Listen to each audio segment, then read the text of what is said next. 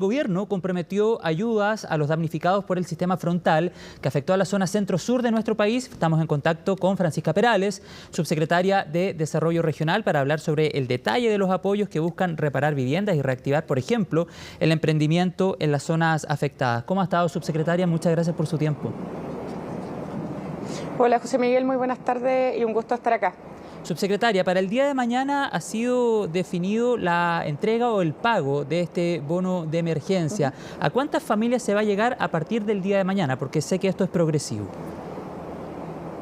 Sí, de todas maneras, importante destacar antes de dar el detalle específico que esto es un catastro que se toma en terreno por, en este momento, más de 6.000 encuestadores están desplegándose en todas las regiones afectadas y se hizo un corte de una primera nómina el día viernes en la tarde, que es de 1.924 hogares, o sea, 1.924 hogares, que si miramos en promedio equivale a aproximadamente 8.000 personas afectadas para que les llegue el pago de la primera nómina del bono de recuperación el día de mañana. Pero de igual manera, decir que vamos a estar trabajando paulatinamente para entregar varias nóminas por semana, al menos una segunda nómina esta semana, y que permita estar también pagando a el resto de los hogares que se han catastrado hasta el momento durante los finales de esta semana o el día lunes de la próxima semana este bono de recuperación también. Porque los catastros se siguen haciendo. De todas maneras, la planificación que tiene el Ministerio de Desarrollo Social a través de sus equipos, en conjunto con los municipios y con todos los equipos que están desplegados en terreno, es poder recabar la mayor cantidad de información esta semana en terreno. Como te decía, hay más de 6.000 encuestadores en este momento desplegándose en las más de 100 comunas que tienen afectación de viviendas y por tanto esperamos poder contar con una nómina bastante más consolidada al final de la semana y que la próxima semana sea más bien para ir abrochando casos y tratar de llegar a más del 90% de los hogares dentro de las primeras 2 semanas con este bono de recuperación, que obviamente dependerá de cómo avance el despliegue en terreno y cómo se pueda llegar también a las zonas que están con aislamiento todavía y que van a requerir de un poco más de tiempo específicamente, pero el despliegue es muy intensivo y por tanto hay un pago de una primera nómina del bono de recuperación el día de mañana, va a haber un segundo pago de una nómina que al día de hoy, por ejemplo, en la mañana ya llevaba 8.700 hogares caracterizados, que probablemente aquí al día viernes va a tener una cantidad muchísimo mayor y que por tanto permita hacer pagos paulatinos de este bono de recuperación, que es además la primera ayuda del Estado a las personas damnificadas por este sistema frontal. Y de hecho, durante el fin de semana conversábamos con la subsecretaria Gallego, subsecretaria de Servicios Sociales, cargo que usted ocupaba hasta hace algunas semanas atrás, y nos decía que no hay una fecha límite para que se siga aplicando esta ficha FIDE o se siga haciendo el catastro. La idea es abarcar la mayor cantidad de territorio afectado y todavía al menos no hay una fecha límite cuando, por ejemplo, ustedes puedan decir, ya, ok, no catastramos más, hemos cumplido con la mayor cobertura. Hasta el minuto no se ha definido una fecha de cierre. No, en el catastro nunca se define una fecha de cierre, sino que más bien se va viendo el despliegue como va ocurriendo en terreno día a día y en función de eso se va planificando para los días siguientes. Como te decía, es muy probable que lleguemos a la mayoría de las comunas que tienen afectaciones donde no hay problemas de conectividad rápidamente con este primer catastro, pero que probablemente en algunos lugares donde hay mayores niveles de aislamiento, donde también hay problemas de conectividad, que podamos ir llegando durante los próximos días. Entonces, no es que el catastro se cierre en algún momento, sino que nosotros, en función de la totalidad de personas estimadas que son damnificadas, vamos viendo cómo va progresivamente avanzando este catastro y se estima que hay entre 15.000 a 20.000 hogares afectados en función de todos los datos que nos entrega el Servicio Nacional de Prevención de Riesgo de Desastre. Y lo que esperamos es que durante esta primera semana podamos llegar a mucho más del 50% de esas personas, estamos casi cerca del 50% estimado evidentemente, y que durante la próxima semana podamos llegar a la mayoría de los hogares y que podamos llegar a ir cerrando la mayor cantidad de hogares disponibles, pero por supuesto siempre va a haber tiempo para poder catastrar las demás personas y nunca dejar fuera a las familias que por distintas razones no se les pudo catastrar durante los primeros días y llegar con los apoyos estatales correspondientes en las semanas venideras. Claro, que se lo preguntaba porque algunas familias tenían la duda de que todavía no se les aplicaba la ficha FIDE, tenían el temor tal vez de que habían quedado fuera, pero lo importante entonces es consignar a esta hora de la tarde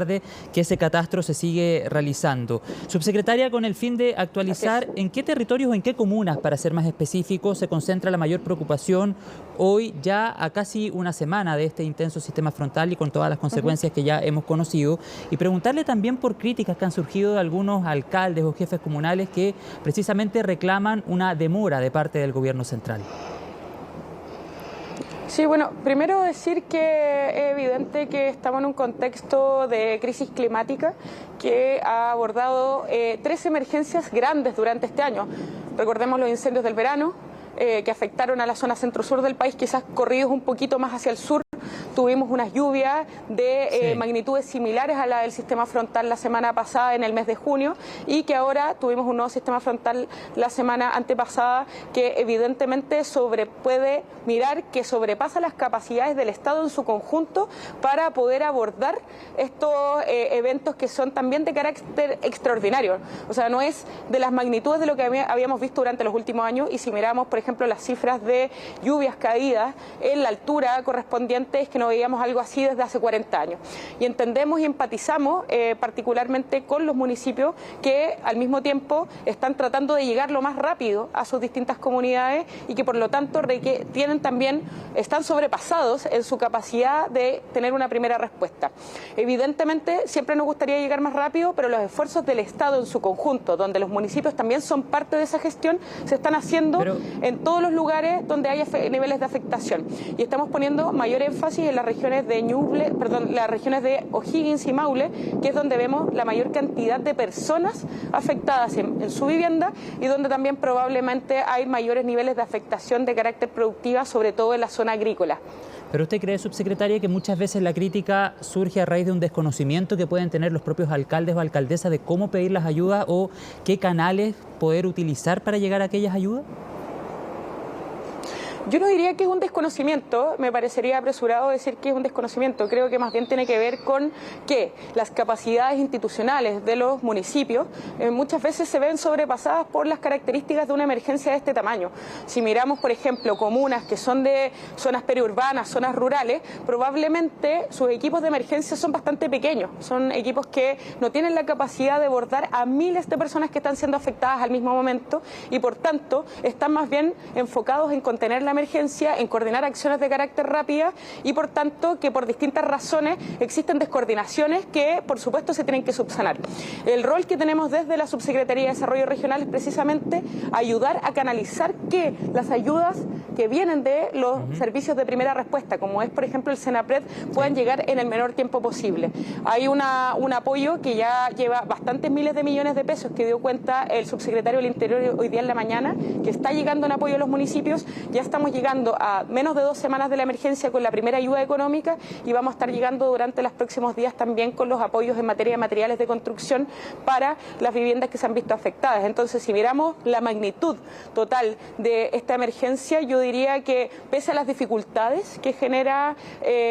poder tener 100 comunas afectadas al mismo tiempo, dentro de todas las acciones el Estado en su conjunto ha operado, ha funcionado y se ha coordinado, y que evidentemente siempre nos gustaría que fuera más rápido, y vamos a seguir trabajando para que esos apoyos lleguen más rápido durante las próximas semanas. Subsecretaria, usted lidera la Subsecretaría de Desarrollo Regional. ¿Cómo avanzamos en un trabajo preventivo? ¿Qué obras se debiesen incorporar para que cada vez reaccionemos menos y tengamos ya un camino adelantado, por ejemplo, para enfrentar emergencias de estas características u otras que eventualmente pudiesen venir en el futuro? Sí, bueno, de todas maneras, uno de los elementos que hemos analizado es cómo se incorporan los municipios y los gobiernos regionales en los procesos de gestión de riesgo y desastre, que no solamente tienen como tarea contener las emergencias, sino que también tienen tarea en materia preventiva y que es parte de las etapas. Podemos decir que hay 4 etapas. Una etapa que es de la contención de la emergencia, donde ahí operan las instituciones de primera respuesta, como es el Senapred, bomberos, carabineros, Fuerzas Armadas. Hay una etapa que es de rehabilitación, como se llama, que es donde nosotros entramos en coordinación con los municipios para canalizar que las primeras ayudas lleguen lo más rápido, y así vamos a seguir trabajando en aquello. Y después hay una etapa que tiene que ver con la reconstrucción, donde también la Subdere tiene un rol que cumplir a propósito de los fondos de reconstrucción y cómo se elaboran todos los planes de reconstrucción de las zonas afectadas. Pero evidentemente tenemos que avanzar en materia preventiva, tenemos que también disponibilizar tenemos que abrir una conversación de cómo se mejoran los instrumentos, y ahí tenemos una solicitud que es de la ministra del Interior que nos pone la tarea de poder hacer más eficientes los mecanismos de entrega y asignación de recursos a los municipios y también de poder coordinar con distintos actores, como por ejemplo el Ministerio del Medio Ambiente en materia de resiliencia en torno al cambio climático, que por supuesto es una tarea que nos va a cruzar en los próximos años, en las próximas décadas, considerando cómo se ven los efectos de la crisis climática. Entonces, creo que ahí la Subdere tiene un rol específico en todas las acciones, menos en la parte de la contención de la emergencia, y nosotros estamos trabajando precisamente, y perdón que me extiendan esto, para poder rediseñar la gobernanza de todo el ciclo de gestión de riesgo de desastre, en el entendido de que eso requiere de coordinar acciones para que los municipios también mejoren su capacidad de respuesta, para que los gobiernos regionales mejoren su capacidad de respuesta y para también trabajar la articulación entre las distintas instancias de gobierno, que evidentemente son muy importantes para generar una respuesta mejor a las personas y poder garantizarles bienestar de cierta manera pese a las dificultades, condiciones que genera un desastre de las características de las que hemos vivido. Subsecretaria, pero para ser súper concretos, ¿a través de qué obras, por ejemplo, o a través de qué instrumentos, algo esbozado usted en su respuesta anterior, se podría mejorar o fortalecer el trabajo preventivo? ¿Hacia dónde debemos caminar en cuanto a obras en concreto? Mira, de todas maneras, lo importante es precisamente enfocarse en una parte que es la rehabilitación de las zonas, pensando en que los lugares donde se sufrió un desastre tienen que ser también mirados con una integralidad mucho mayor a lo que fueron, por ejemplo, las habilitaciones de obras públicas anteriores, considerando que también las interfaces urbanos forestales afectan en materia de incendios, de que hay zonas de riesgo que tienen que ver con los cauces de los ríos, que tenemos que trabajar también en defensas fluviales, etcétera. Y ahí la Subdere tiene un rol en la infraestructura pública, ¿ya? Construir en conjunto con los gobiernos locales infraestructura pública que sea resiliente al cambio climático, y por tanto en esta etapa de rehabilitación vamos a tener un rol de poder levantar infraestructura pública rápida, poder despejar caminos, poder habilitar zonas que se vieron destruidas por la desastre, pero al mismo tiempo pensar para los procesos de reconstrucción cómo se trabajan esos planes que tengan esos niveles de resiliencia en materia de infraestructura pública, y para allá estamos tratando de avanzar, y ese es el rol, por ejemplo, que ha tenido la Subdere ya con la reconstrucción de los incendios del verano en la zona centro-sur del país. Entonces, estamos interviniendo en todos los procesos y tenemos mecanismos definidos a través de las líneas presupuestarias. Perdón, y para terminar la idea, para esta emergencia específica hemos disponibilizado fondos de proyectos de mejoramiento urbano y proyectos de mejoramiento de barrio, a través del programa, de mejoramiento urbano y programa de mejoramiento de barrios, infraestructura pública que tenga que ser rehabilitada en conjunto con los municipios, y vamos a estar contactando comuna por comuna, alcalde por alcalde, equipo técnico por equipo técnico, precisamente para prestarle asistencia técnica en el levantamiento de estos proyectos y hacer que estos fondos puedan llegar rápido y podamos rehabilitar infraestructura pública que haya sido dañada y que permita también garantizar bienestar a las personas, que es el rol que tiene a todo el Estado acá. ¿Y ese proceso de rehabilitación o de reconstrucción, como señalaba usted, podría eventualmente incluir desplazamientos de comunidades enteras a otros territorios que no estén tan expuestos al riesgo? O sea, bueno, lo primero ahí creo que hemos sido bastante claros desde el gobierno en decir que las zonas que son de riesgo no pueden ser reconstruidas, sino que más bien tienen que habilitar otro tipo de infraestructura que permita abordar los desastres desde una perspectiva de que ese desastre pueda mitigarse o pueda reducirse al mínimo, ¿ya? Porque evidentemente el riesgo de desastre siempre existe, o sea, no es algo que nosotros podamos solamente soslayar por el hecho de construir una obra, ¿cierto? Entonces, por tanto, eso implica que todas las zonas que son de riesgo no pueden ser reconstruidas en materia de vivienda o en materia de actividades productivas, ¿cierto?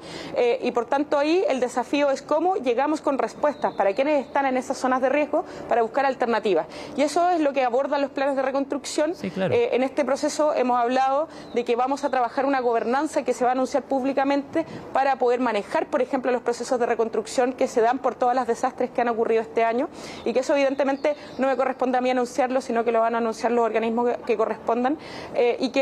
pero que van a buscar tener esa mirada integral, pensando precisamente en que tenemos que llegar con respuestas a las personas que le den certeza, en función de que son las personas las que lo pasan mal cuando hay un desastre, no es la institución pública la que la pasa mal. Evidentemente implica un estrés para los funcionarios, para los trabajadores, etcétera, pero la respuesta tiene que estar orientada en el bienestar de las personas, y hacia allá es donde queremos avanzar desde este gobierno. Y lo último, subsecretaria, me imagino que parte de la respuesta anterior está focalizada en el centro sur, pero no olvidemos lo que sucedió en la región de Valparaíso, en las dunas de de Concón, en Cochoa particularmente, esto entre Reñaca y Concón, justamente en el camino costero. Allí también hay una zona de riesgo. ¿Usted cree que parte de la conclusión a la cual se puede llegar luego de todos los estudios, me imagino que se están realizando luego de lo que ha sucedido con el socavón, es que precisamente las personas que hoy día están evacuadas eventualmente no puedan regresar a ese edificio?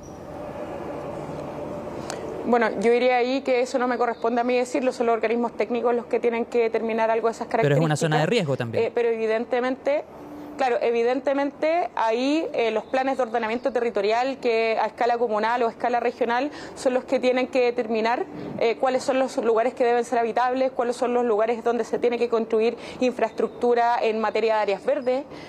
cómo se trabajan los planes de resiliencia al cambio climático, cómo se protegen los espacios naturales, como en este caso son, por ejemplo, las dunas de Concón. Ahí hay toda una discusión y que evidentemente requiere de esa revisión en función no solamente cómo se han hecho las cosas en el pasado, sino cómo nos adaptamos a las condiciones actuales, y creo que ahí lo más responsable de decir es que son los organismos que correspondan quienes tienen que determinar cuáles son las zonas de riesgo, cuáles no son las zonas de riesgo, cuáles son los lugares habitables, cuáles son los lugares donde tenemos que construir infraestructura pública, etcétera, y nosotros como Subdere vamos a estar a disposición de todos esos planes de ordenamiento territorial precisamente para abordar y trabajarlo con los actores respectivos, que son los actores locales, que es desde donde se tiene que levantar la necesidad. Le agradezco la conversación, subsecretaria Francisca Perales, que tenga una buena tarde y seguimos muy atentos, por supuesto, a la entrega de ayudas. El día de mañana comienza a ser pagado el bono de emergencia que ha dispuesto el gobierno para enfrentar parte de las consecuencias del intenso sistema frontal. Muchas gracias y que tenga una buena tarde.